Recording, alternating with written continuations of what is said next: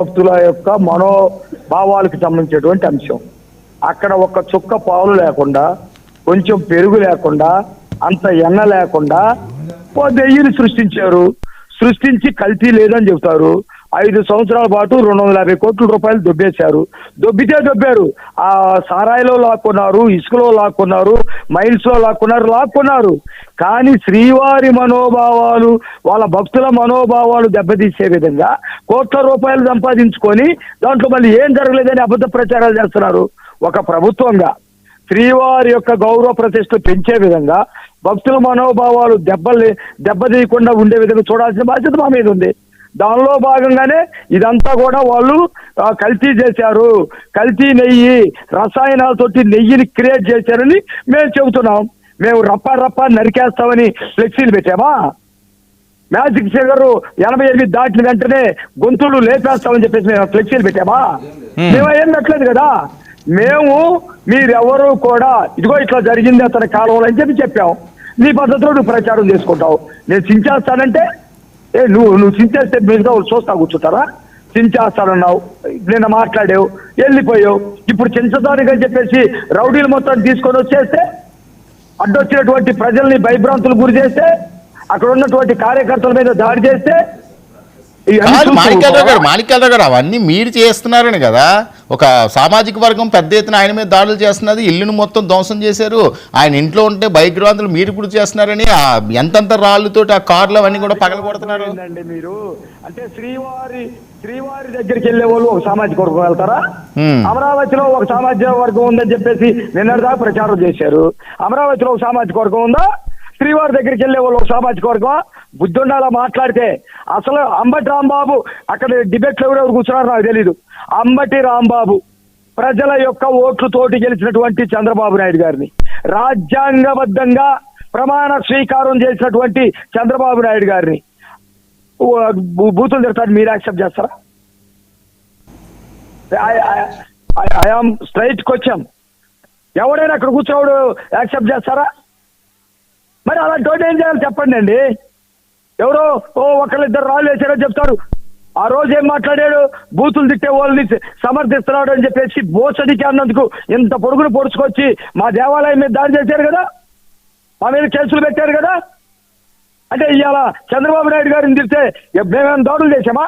మేము కేసులు పెట్టాం, అరెస్ట్ చేయమని చెప్పాం. మేము డెమోక్రాటిక్ గా వెళ్ళాం, చట్ట ప్రకారం వెళ్ళాం. అందరు నాలా మాణిక్యరావులాగా ఉండరు కదా.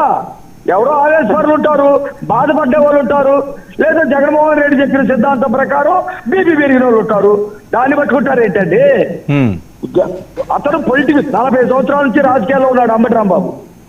రాజకీయాలు తెలుసు, ప్రజాస్వామ్యం తెలుసు, భాష తెలుసు, భాషలో ఉన్న భావం తెలుసు. రెచ్చగొడుతున్నారా?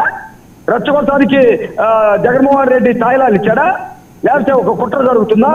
రాష్ట్రంలో శాంతి భద్రతలు ఉండకూడదు, రాష్ట్రంలో ప్రాజెక్టులు రాకూడదు, అభివృద్ధి జరగకూడదు, సక్రమైనటువంటి పరిపాలన జరగకూడదని ఏమైనా ప్లాన్ చేశారా?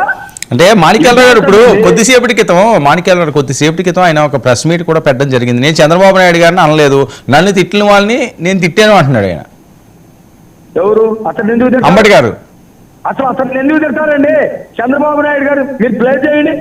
నేను బయట ప్లే చేయండి. ఎవరు తిట్టారో తెలిసింది. నీ అమ్మ నీ అక్క. వినండి. నన్ను అన్నవాళ్ళని అన్నాను, అక్కడ అన్నారు లేదు. నాగరాజు నువ్వు కూడా ఉన్నావు కదా. ఇది కాదు మీరు ప్లే చేయాల్సింది. ఇంకో బయట ఉందమ్మా. తప్పుడు వివరణ ఇచ్చేది కాదు ప్లే చేయాల్సింది. ఓకే ఒక్క నిమిషం అది ప్లే చేద్దాం. ఏంటండి మీ రాజకీయాలు మాకు అర్థం కాదు.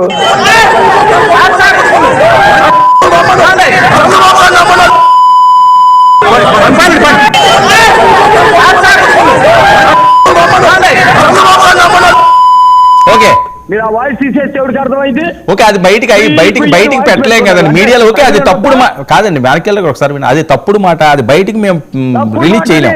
ఓకే ఆగండి ఒక నిమిషం. తప్పుడు మాటని ఒప్పుకున్న తర్వాత రాజకీయాల్లో అట్లాంటి వాడు ఉంటారు గరుడేనా? తప్పుడు మాట తప్పు చేసిన తర్వాత 100 మంది 100 రకాలుగా మాట్లాడతారు. తీసేయి. ఒక ఎమ్మెల్యేగా ఉన్నాడు, అసెంబ్లీలో బాధ్యత కలిగినటువంటి మనిషిగా పనిచేశాడు, ఒక జిల్లాకు అధ్యక్షుడిగా ఉన్నాడు, ఒక పార్టీకి నాయకుడు అని చెప్పుకుంటున్నాడు. ఎట్లా మాట్లాడతాడు తప్పుడది? నువ్వే వెళ్ళలేకపోతావు, అంటే మాణిక్యాలరావు గారు, నువ్వు డిస్ప్లే చేయలేకపోతున్నావు. మాణిక్యాలరావు గారు ఒక్క నిమిషం. ఇప్పుడు మీరు లాస్ట్ టైం ఏదైతే మీ ఆఫీస్ మీద దాడి చేసినప్పుడు చాలా దుర్మార్గం, దుశ్చర్య అన్నారు. ఓకే, న్యాయపరంగా ఆయన ఏం అరెస్ట్ చేస్తారో లేదా ఇంకోటి చేస్తారో ఏం చేస్తారన్నది అది వేరే అంశం. ఇంటి మీద దాడి చేసి వాళ్ళని భయభ్రాంతులు గురి చేస్తున్నారన్నది కదా ఇక్కడ అన్ని బద్దలు కొట్టి. నేను ఒకటే చెప్తున్నానండి, ఇంటి మీద దాడి చేసిన దాన్ని వాళ్ళు మా పార్టీ ఆఫీస్ మీద దాడి చేస్తే జగన్మోహన్ రెడ్డి అయినా సమర్థించాడేమో. బీపీలు పెరిగిన వాళ్ళు దాడి చేశారన్నాడేమో. జగన్మోహన్ రెడ్డికి బుద్ధి లేదని నాకు బుద్ధి లేకుండా పోలా. ఎవరన్నా ఒకళ్ళిద్దరూ ఆవేశంలో చేశారేమో, అది తప్పు. నేను దాన్ని సమర్థించట్లా. కానీ ఆ దాడి తెలిసి తెలియక దాడి చేసినటువంటి వాళ్ళకి అసెంబ్లీలో ఉన్నటువంటి వాడు, జిల్లా పార్టీ అధ్యక్షుడిగా ఉన్నటువంటి వాడు, ఒక పార్టీకి రిప్రజెంటేటివ్ గా ఉన్నటువంటి వాడు ముఖ్యమంత్రి తిట్టొచ్చా? ఇది తెలుస్తుంది. ఎవరిని ఎవరో ప్రజాస్వామ్యంలో నోరు జారకూడదు మాణిక్యాలరావు గారు. ఎవరన్నా సరే మీరు జగన్మోహన్ రెడ్డి తోటి చెప్పించండి, ఆ మాట అమ్మడి తోటి చెప్పించండి. తర్వాత ఎవరో తెలిసి తెలియక ఆవేశంతో రాయేసిన మేము మాట్లాడిస్తాం. సరే, ఇప్పుడు ఏంటి పరిస్థితి? దీని పర్యవసానం ఏంటి? 24 గంటలు టైం ఇచ్చాం. ఒకటి పోలీసులకి అరెస్ట్ చేయాలని, రెండోది నా బుర్ర తక్కువ, నాకు బుద్ధి తక్కువ, నాకు నాలుగు మందం ఎక్కువ, కొవ్వు ఎక్కువ, పొరపాట్లు మాట్లాడానని అతను క్షమాపణ చెప్పానండి.